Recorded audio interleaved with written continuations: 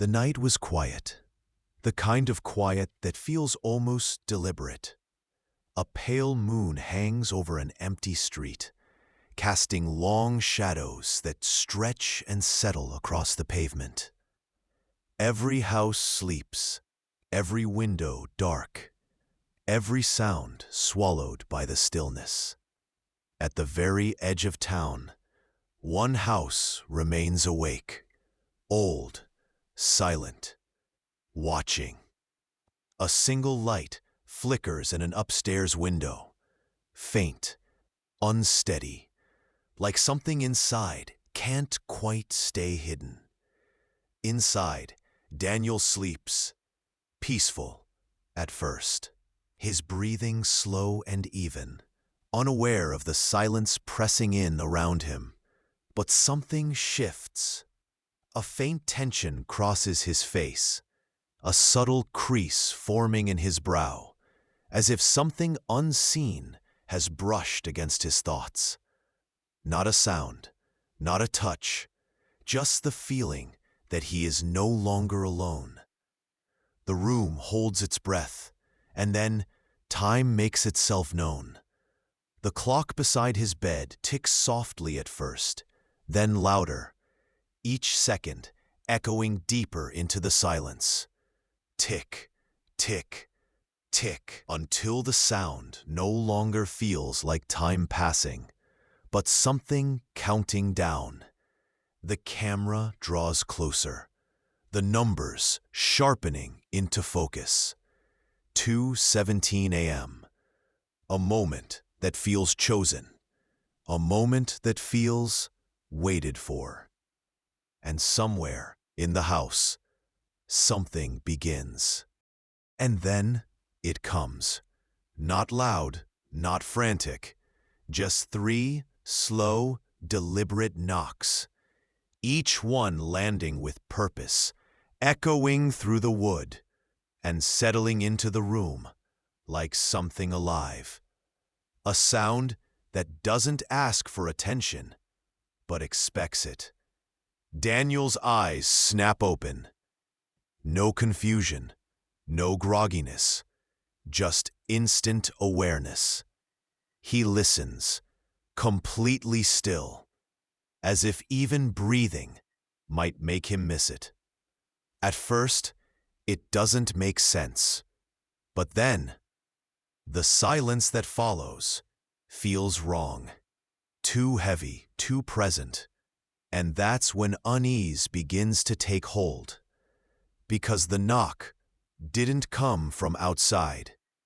Beyond the door, the hallway shifts, not with movement, but with presence.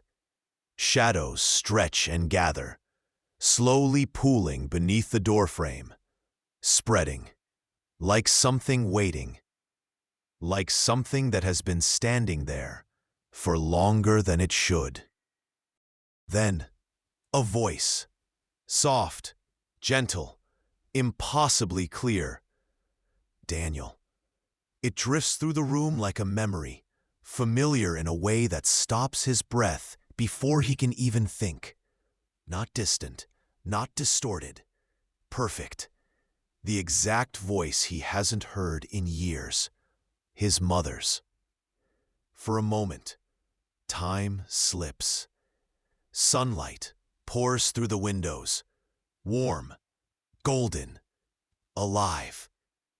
A younger Daniel runs through the house, laughter echoing off the walls, carefree, safe. Her voice follows him, soft and loving, calling his name the way only she could. A moment untouched by fear, a moment that feels real enough to stay, and then it's gone. The darkness returns, cold, still. Daniel sits upright in bed, his breath shallow, his eyes searching the room, every corner, every shadow, waiting to find something that shouldn't be there. But there's nothing. No movement, no figure, no sign of anyone at all. Only silence. Heavy, suffocating silence. and the lingering certainty that whatever spoke is still inside the house. The hallway watches. Framed memories line the walls. Frozen smiles, captured moments of something once safe, once real. But now, those same faces feel different. Their eyes, no longer distant, no longer still. They seem to follow, quietly, patiently, as if they've been waiting for this moment. Daniel moves toward the door, slowly, carefully, like every step might be the one that makes something react. His hand trembles as it rises, hesitating just inches from the handle. His breath is shallow, uneven, each inhale tight with the weight of what he already knows. This isn't right. None of this is right. And then, before he can decide, the handle moves. A slow, deliberate turn. Not touched, not guided by any visible hand, just turning. The metal clicks softly, too soft for something so final. The hinges begin to creak, stretching open with a sound that feels older than the house itself. And whatever waits on the other side is no longer asking to come in. Before the door can open, something reacts. In the corner of the room, Daniel's cat freezes. Its body tenses, every muscle locking in place. Then slowly, it rises, back arched high, fur standing on end, eyes wide, fixed on the door. A low hiss spills from its throat, sharp, desperate. Not a warning, a plea. Animals know, they always know. The door swings open, but the hallway beyond is gone. No walls, no floor, no familiar space waiting outside. Only darkness. Deep, unnatural darkness, swallowing the frame of the doorway whole. The shadows inside it move, not drifting, not shifting, moving, twisting, folding, stretching in ways that don't belong to this world, like something trying to take shape and failing, over and over again. And within that darkness, they gather. Figures, if they can be called that. Indistinct, shrouded, flickering at the edges like heat rising from asphalt. Too tall, too thin, too wrong. They don't step forward. They don't need to. They're already there, watching, waiting. And something about the way they move feels like recognition.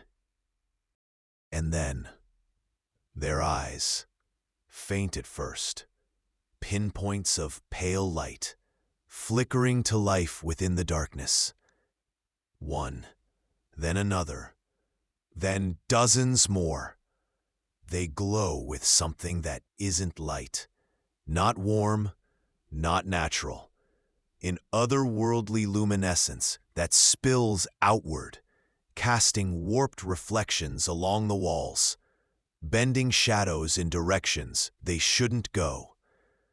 The room seems to breathe with it, pulse with it, as if the house itself is reacting to what stands beyond that doorway. Daniel can't look away. His eyes are wide, locked onto something his mind can't understand. Terror rising in his chest, yet held in place by something stronger. Something pulling him closer, drawing him in, because some part of him recognizes them. And then they begin to speak. Not one voice, not many, something in between. A murmur builds, layered, overlapping, Dozens of whispers sliding over one another, too fast to follow, too distorted to separate, until they merge into a single, unnatural harmony. A sound that doesn't belong in the living world. A sound that feels less like language and more like an invitation. Daniel steps back. Instinct takes over. Every nerve in his body screaming at him to run, to look away, to shut the door. But he can't. His feet retreat, but his eyes remain fixed, locked. Because the shadows are moving closer now. Not stepping, not walking, stretching, reaching. Thin strands of darkness peel away from the figures, sliding across the floor, climbing the walls, reaching toward him, like fingers searching for something they've been waiting to claim. Not his body, something deeper. The camera drifts back toward the hallway walls, to the photographs. Smiling faces trapped behind glass, moments frozen in time, memories that once meant safety, belonging, love. But now, those same glass surfaces shimmer, distort, and within them, the reflection changes. The hallway behind Daniel no longer looks empty. The darkness spills into the frames, the figures multiplying, stretching beyond the doorway, as if they've always been there, just unseen, watching through every memory, waiting for the right moment to step through. And suddenly, the past breaks through. Sunlight, laughter, a younger Daniel running through the same house, bare feet on the floor, a voice calling after him. Warm, safe, but even there, something feels off. The laughter echoes just a little too long. The shadows in the corners linger just a little too dark. Moments of joy, woven tightly with something unspoken.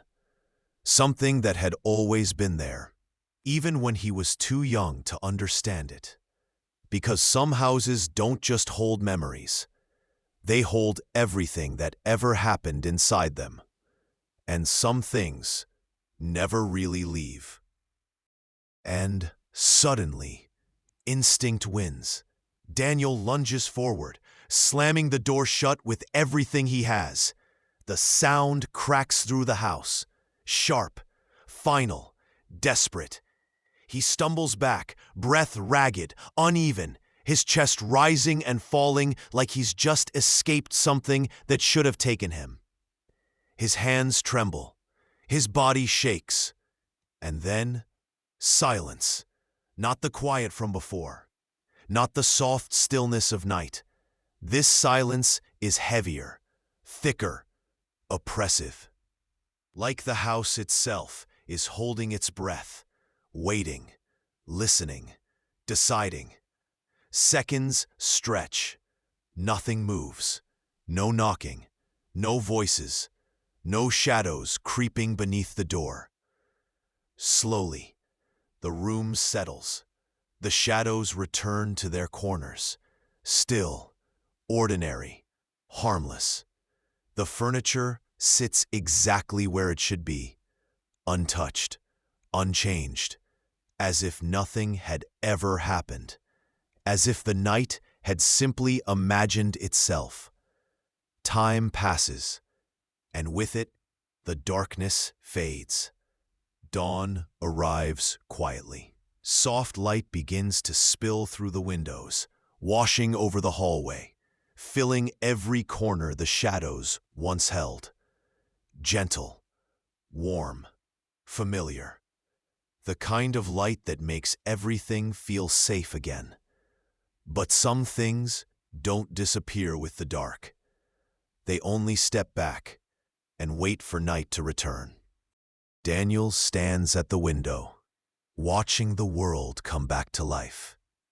Morning moves gently across the street, light spilling over rooftops, Cars passing, people beginning their day, unaware of what the night carried. Everything feels normal, too normal. But Daniel doesn't move. His reflection stares back at him in the glass, eyes tired, distant, marked by something he can't explain, because he knows what he saw, knows what he heard, and no amount of daylight can take that away. Something happened in that house, something real, something that doesn't belong to reason, or memory, or fear alone. And the worst part is not knowing what it was. A soft movement at his side. The cat brushes gently against his leg. Calm now, quiet, as if the terror of the night never touched it. Its presence is grounding, familiar, alive. But even as it settles there, there's a hesitation, a subtle awareness still lingering in its eyes. Because animals don't forget. The camera drifts once more to the hallway, to the photographs, bathed now in soft morning light, still, peaceful, untouched. Smiles frozen in time, memories preserved exactly as they were meant to be, serene, unchanged, and yet there's a quiet weight behind them.